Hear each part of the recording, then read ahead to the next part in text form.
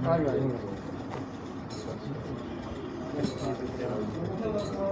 سا خیریت سے ہیں آپ؟ آپ کے پروگرام میں دیکھتا رہتا ہوں اعتدال والوں کی. دراوی صاحب کا اشتیاق ہے کہ آپ سے انٹرویو کریں. ابھی میرے نوبت نہیں آئی ہے، بہت سے لوگ ابھی بیچ میں.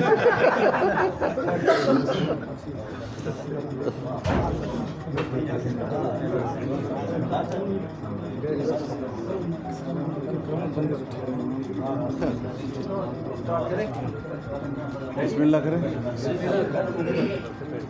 بسم اللہ الرحمن الرحیم. نحمدہ ونصلی علی رسولہ الکریم.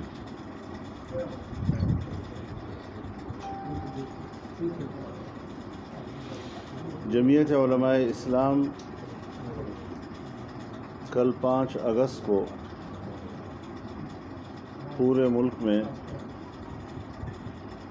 کشمیری بھائیوں کے ساتھ یکجہتی کا دن منانے جا رہی ہے.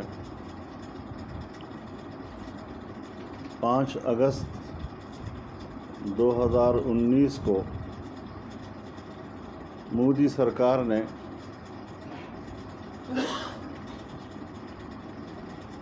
انڈین مقبوضہ کشمیر کی آئینی حیثیت کو تبدیل کر کے بین الاقوامی سطح پر کشمیر کی متنازع حیثیت ختم کر دی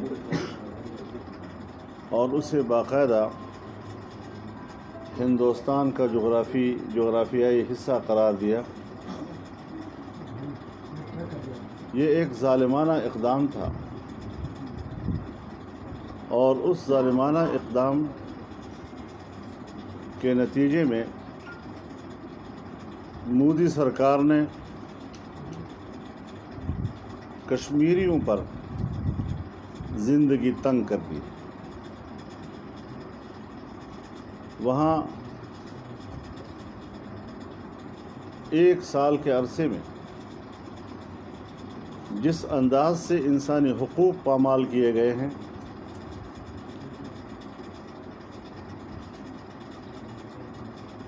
اور پورے خطۂ کشمیر کو ایک قید خانہ بنا دیا گیا ہے، اور کشمیریوں کو جیسے ایک جبری قید کی زندگی گزارنے پر مجبور کیا گیا ہے. ان پر تعلیم اور روزگار کے دروازے بند کر دیے گئے ہیں. مسلمانوں کی زمینوں پہ قبضے کیے جا رہے ہیں. نئے ڈومیسائل بنا کر ہندوؤں کو بہت بڑی تعداد میں وہاں آباد کیا جا رہا ہے تاکہ آبادی کا توازن تبدیل کر دیا جائے.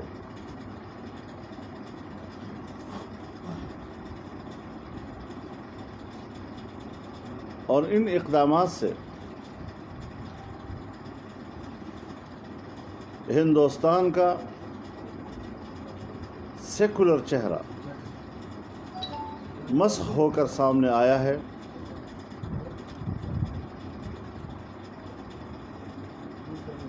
اور وہاں کی تنگ نظر حکومت کی پالیسیوں کے نتیجے میں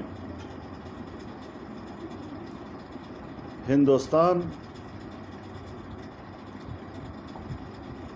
ایک متعصب ہندو ریاست کا روپ دھار چکا ہے. اس لیے ضرورت ہے کہ ان حالات میں پوری پاکستانی قوم ہی نہیں بلکہ عالمی برادری اور بالخصوص امت مسلمہ کشمیریوں کے شانہ بشانہ کھڑی ہو جائے.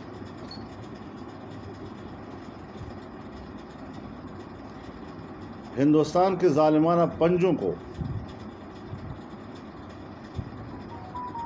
کشمیریوں کے جسم میں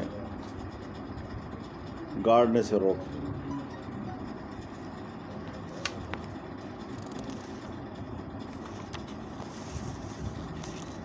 جہاں ہم اپنے کشمیری بھائیوں کے ساتھ یکجہتی کا اظہار کر رہے ہیں،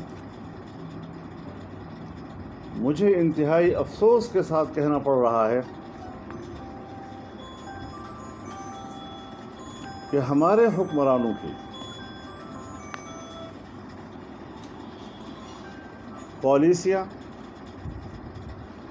اور ان کی وقتی مصلحت پسندیوں کے نتیجے میں کشمیریوں کے آزادی کے خواب چکناچور کر دیے گئے.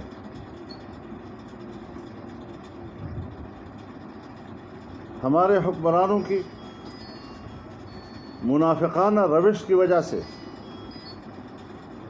کشمیریوں کو مایوسیوں کے اندھیروں میں دھکیل دیا گیا ہے.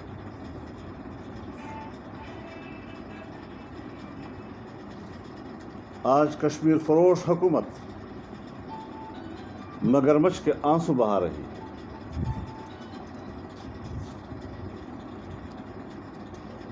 میں نے پچھلی حکومت میں بھی بار بار اور چیخ چیخ کر یہ کہا تھا کہ فاٹا کے سٹیٹس کو تبدیل کرنے سے پہلے فاٹا کے عوام سے پوچھا جائے، اور اگر آپ فاٹا کے عوام سے نہیں پوچھیں گے تو کشمیر کے حوالے سے آپ کا حق خود ارادیت اور وہاں پر رائے شماری کا موقف کمزور ہو جائے گا. پھر وہی ہوا جس کا ہم پہلے رونا روتے رہے، اور جب ایسا کیا گیا تو آپ کو معلوم ہونا چاہیے کہ ہندوستان نے اپنے آئین کے آرٹیکل 370 کا خاتمہ کر کے کشمیر کے اسپیشل اسٹیٹس کو ختم کیا.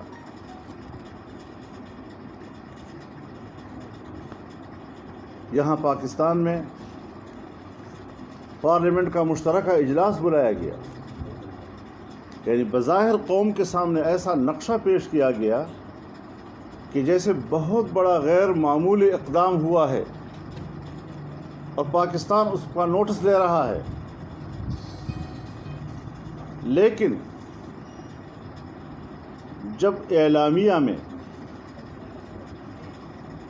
ہندوستانی آئین کے آرٹیکل 370 کا تذکرہ کر کے ان کے اقدام کی مذمت کی گئی تو پھر یہ الفاظ کس نے حذف کرائے؟ یہ الفاظ کیوں حذف کر دیے گئے؟ اس وقت ہندوستان میں اس وقت جو نیا ابال آیا ہے وہ تو آرٹیکل 370 کے خاتمے سے آیا ہے، اور میرے سامنے سال ہا سال پہلے کشمیری قیادت اس بات کا تذکرہ کرتی رہی ہے کہ اگر آرٹیکل 370 ختم کیا گیا تو اس سے ہماری تحریک بری طرح متاثر ہوگی.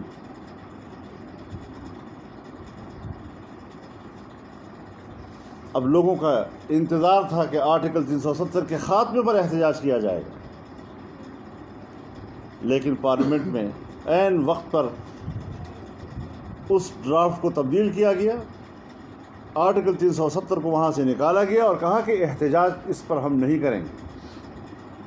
اب لوگوں کو سمجھ میں نہیں آ رہا کہ کشمیر کے سٹیٹس کو تبدیل کر دیا گیا، جس وجہ سے تبدیل کیا گیا وہاں پر آپ اس کو اپنے اعلامیہ میں لانے کے لیے تیار نہیں ہیں، تو قوم کو کیوں دھوکہ دے رہے ہو؟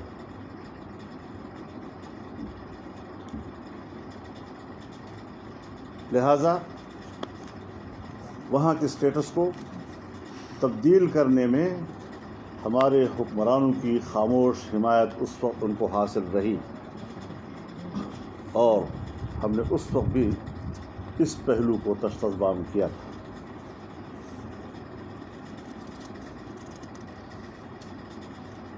پھر آپ بتائیں کہ ان غداران کشمیر کے ساتھ ہم کیسے بیٹھے ہیں اور کیوں کر بیٹھے ہیں. کہتے ہیں کہ قومی ایشو پہ بیٹھنا چاہیے. ہم کہتے ہیں اس قومی ایشو کو تباہ کرنے میں سب سے بڑا کردار انہی حکمرانوں کا ہے.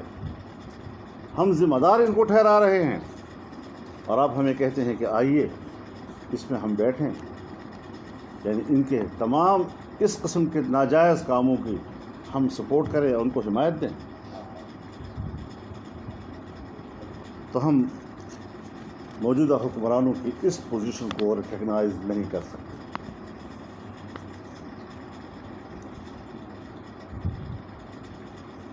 ہمارے کچھ دوست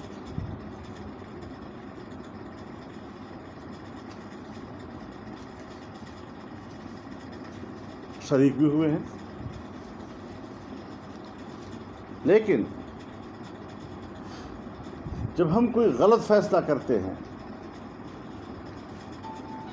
تو کب تک ہم قوم کے عظیم تر مفاد کے الفاظ میں لپیٹ کر اسے قوم کے سامنے پیش کرتے رہیں گے؟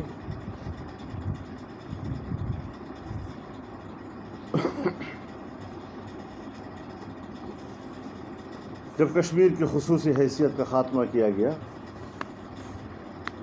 تو اس وقت اپنی سفارتی سرگرمیوں میں 100% سے بھی زیادہ تیزی دکھانے کی ضرورت تھی. لیکن ہم نے معمول کی سفارتکاری سے بھی سفارتکاری کے ٹیمپریچر کو کم رکھا اور چند ممالک کے ساتھ ٹیلی فونوں پہ رابطے کو ہم نے بتایا کہ ہماری بہت بڑی سفارتکاری ہو رہی ہے. تو یہ وہ ساری چیزیں ہیں جو ہمارے مد نظر ہیں. لیکن میں آج اپنی گفتگو کو کشمیر کے اس موضوع تک محدود رکھنا چاہتا ہوں. میں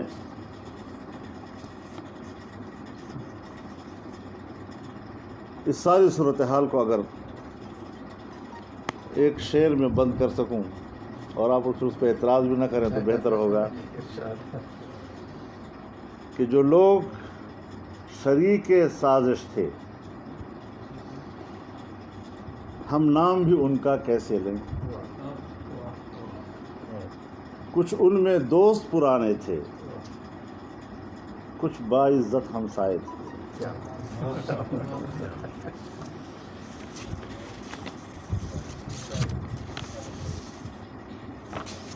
بہت بہت شکریہ حضرات. مولانا، یہ آپ نے سارے گفتگو کا آپ کا دوسرے بات یہ نکلتا ہے کہ انڈیا نے تو جو کچھ کیا لیکن ہماری طرف سے بھی یوں سمجھیں کہ ایک طرح سے خاموش حمایت ہے اور کشمیریوں کی بجائے ہم انڈیا کی پالیسی کا ساتھ دیں. کس کے ایمان پہ ہو رہا ہے، کس کے خوف سے ہو رہا ہے؟ اور یہ جو ابھی آپ نے کہا ہے کہ سازش میں جو لوگ شریک ہیں ان کے چہرے تو بے نقاب ہونے چاہیے. وہ تاریخ بے نقاب کرتی ہے بعض دفعہ. ضروری نہیں ہے کہ اپنے الفاظ میں اس کو بے نقاب کیا جائے. تاریخ بڑی برہم چیز ہوتی ممکن ہے ہے. آپ کا بیان ہی تاریخ کا حصہ بن جائے. میں نے تو اسی لیے شعر میں اپنی اس بات کو محصور کرنے کی کوشش کی ہے. مولانا صاحب بات ہلکے یہ کہتے ہیں کہ کوئی نئی تحریک شروع کرنے والے ہیں آپ آنے والے دنوں میں؟ دیکھیے، میں آپ سے ابھی شاید ہم اپنے موضوع سے پھر ہٹ جائیں گے. اس پر انشاءاللہ کسی دوسرے موقع پر تفصیل سے گفتگو کریں گے.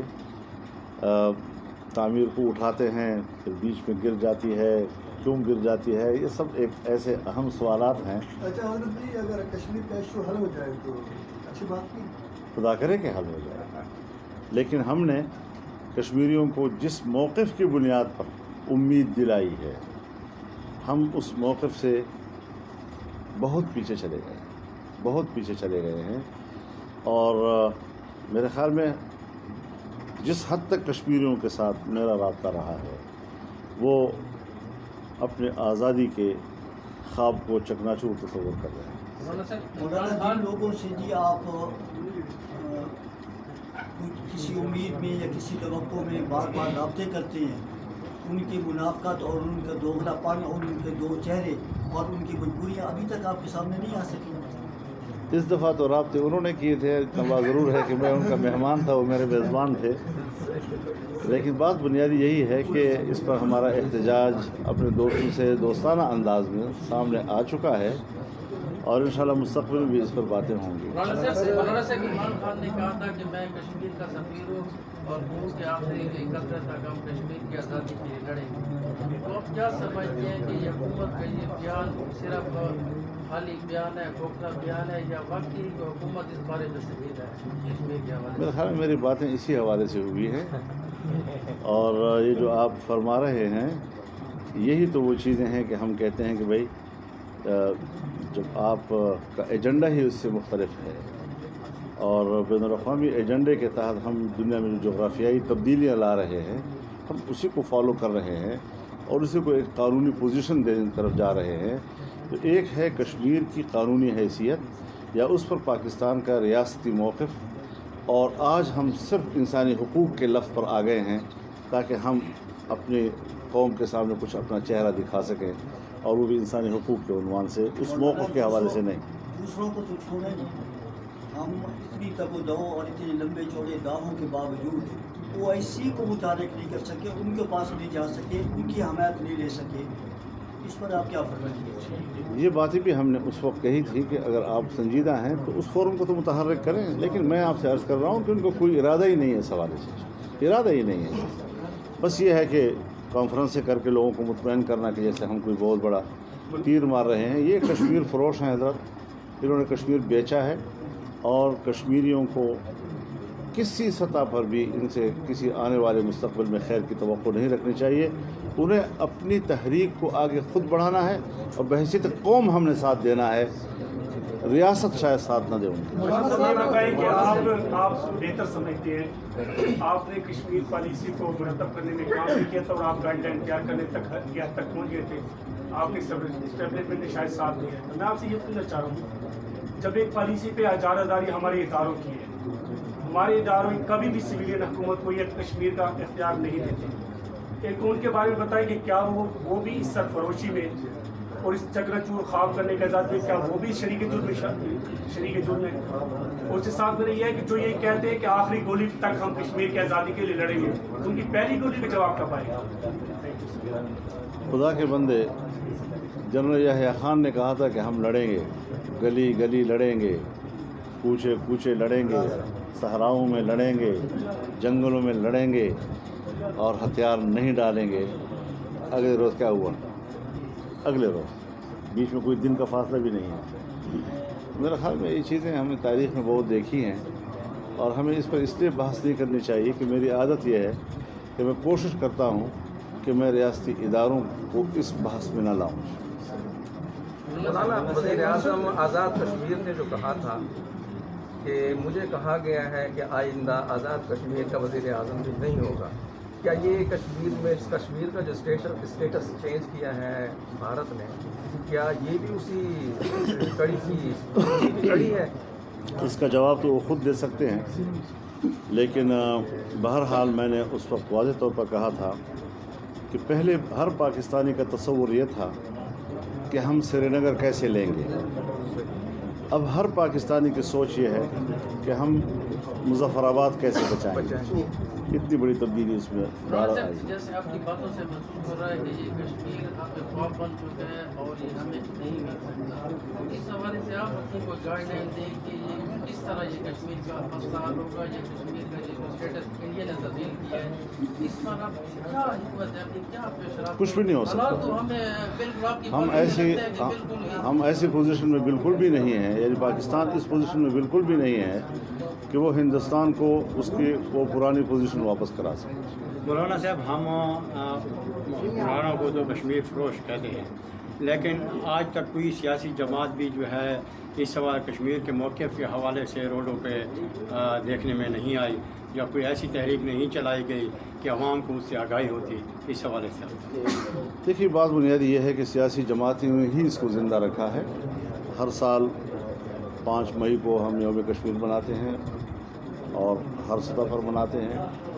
27 اکتوبر کو ہم بطور یوم سیاہ کے ہم نے آزادی مارچ کا آغاز کیا تو 27 اکتوبر کو اسی یوم سیاہ سے ہی کیا ہے کراچی سے, تاکہ وہ ایشو جو ہے وہ مد نظر رہے اور وہ زندہ رہے.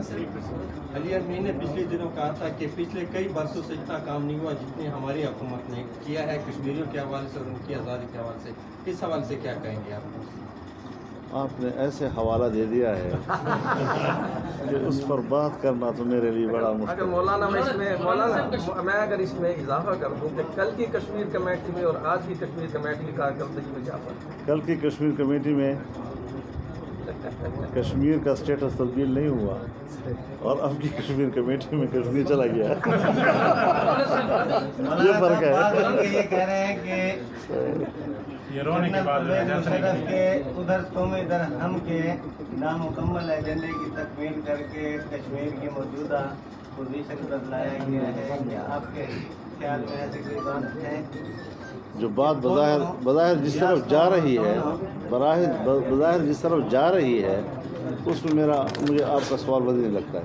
مولانا صاحب کیا آپ یہ سمجھتے ہیں کہ کشمیر کے حوالے سے اگر حکومت آپ سے کسی قسم کا رابطہ کرے یا آپ سے کوئی مدد یا آپ سے سفارشات طلب کرے تو آپ حکومت اس حوالے کوئی مدد کریں گے یا اپنا کوئی لائے عمل دیں گے کہ کشمیر کا اسٹیٹس کس طرح تبدیل ہوگا اور یہ مسئلہ ہم کس طرح سالو کریں گے, کس طرح؟ جو آدمی کسی کو قتل کر دے پھر اس سے توقع رکھی جائے کہ اس کو زندہ کرے گا, یہ تو عجیب سی صورتحال ہو جائے گی. فاٹا کا جو اسٹیٹس چینج کیا گیا, فاٹا کا مرج کیا گیا, ہم پہلے بھی آپ کے جو اسٹیٹمنٹ تھی اس کی تائید ہر وقت کرتے تھے اور ہم کہتے تھے کہ مولانا صاحب جو کہہ رہے ہیں وہ ٹھیک کہہ رہے ہیں, وہاں کے لوگوں سے پوچھنا چاہیے, لیکن کر دیا گیا, ہو گیا ہے وہاں پہ. لیکن اب جو حالات وہاں پہ چل رہے ہیں وہ بالکل برداشت کے قابل نہیں ہے وہاں پہ. آپ کی پارٹی اس حالات میں ان لوگوں کے لیے کیا اقدامات ہیں, کیا ان کے لوگوں کے ساتھ جو نا آپ اٹھیں گے اور ان لوگوں کے مسئلے مسائلوں کے حل کرنے کے لیے؟ ایک دوسرا سوال ہے اور لائٹر نوٹ کہ ایک اسپیئر نے گانا ریلیز کیا ہے کشمیر کے حوالے سے, اس پہ کچھ لوگ تنقید بھی کر رہے ہیں, کچھ اس کو سراہ بھی رہے ہیں کہ وہ اچھا ہے. آپ کس نظر سے اس کو دیکھتے ہیں؟ مجھے ایک جملہ یاد آ رہا ہے خان عبدالغفار خان مرحوم کا, ملکوں نے پٹکو نہ آزادی کی. ایسے ملک گانوں سے آزاد نہیں ہوتے. بہت شکریہ جی.